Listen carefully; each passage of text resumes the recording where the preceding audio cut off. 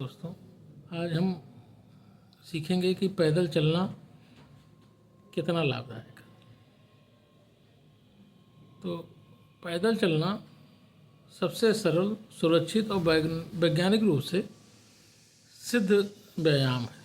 मतलब scientifically proven exercise इसको कहा जाता है। इसे गरीब आदमी का जिम भी कहा जाता है।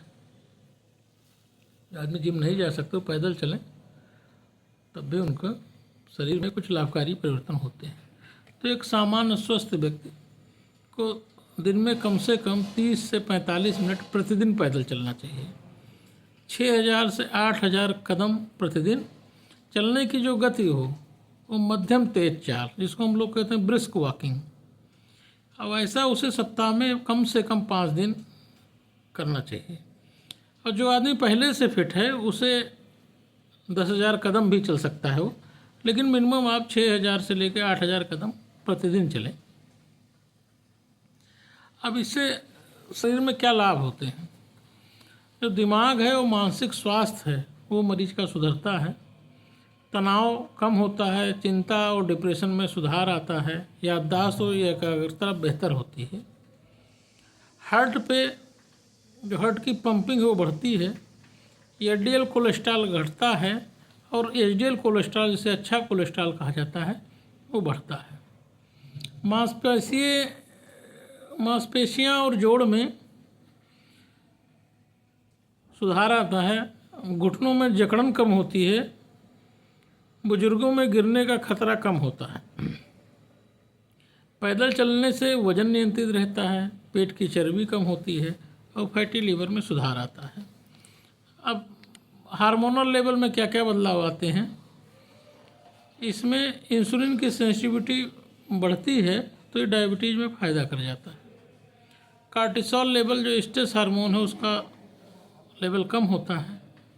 एंडोर्फिन, जो खुशी और पेन रिलीफ में सहायक होते हैं, वो बढ़ते हैं। सेरोटोनिन लेवल बॉडी में बढ़ता है, इसको हैप्पी हार्मोन कहते हैं, वो बढ़ता है, वो मूड बढ़िया होता है व्यक्ति का। एड्रेनलिन संतुलित रहता है और ग्रोथ हार्मोन में भी हल्की सी वृद्धि होती है। तो नियमित वॉकिंग हार्मोनल बैलेंस को ठीक करता है। अब डायबिटीज़ के मरीजों में ये फास्टिंग और पीपी में सुधार करता है। इंसुलिन की आवश्यकता कम हो जाती है और डायबिटिक न्यूरोपैथी का खतरा कम होता है। एक डायबिटिक मरीज को भोजन के 15 से 20 मिनट के बाद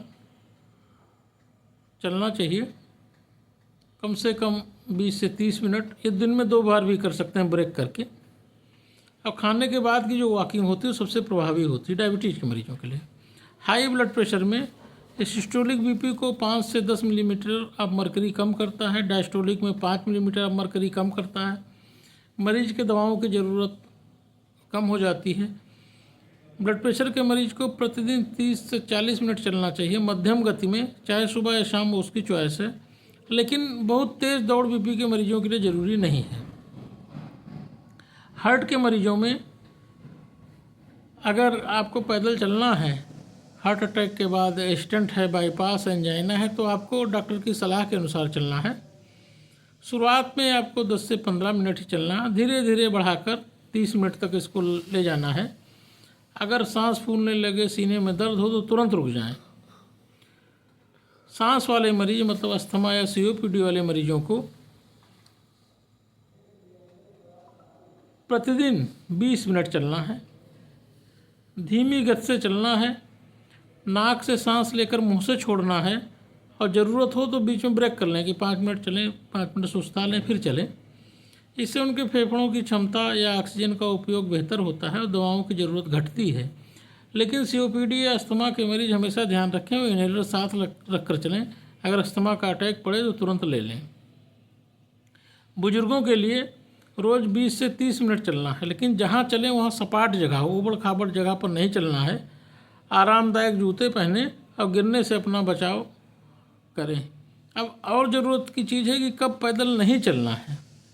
अगर आपको तेज़ बुखार हो, बहुत अधिक सांस फूल रही हो, सीने में दर्द हो, अनकंट्रोल्ड बीपी या शुगर हो, तो आपको नहीं चलना है।